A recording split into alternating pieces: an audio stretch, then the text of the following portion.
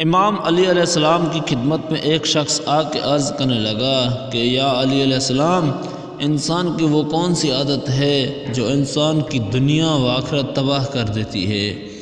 بس جیسے ہی کہ یہ پوچھا گیا تو امام علی علیہ السلام نے فرمایا، اے شخص، وہ عادت سستی ہے۔ یاد رکھنا، میں نے اللہ کے رسول صلی اللہ علیہ وآلہ وسلم سے سنا کہ سست انسان اپنی دنیا و آخرت تباہ کر بیٹھتا ہے، کیونکہ سست انسان کی مقدر میں اللہ کی طرف اللہ کی لعنت برستی ہے۔ یاد رکھنا، سستی انسان میں شیطان پیدا کرتا ہے تاکہ انسان اپنی منزل سے محروم ہو جائے۔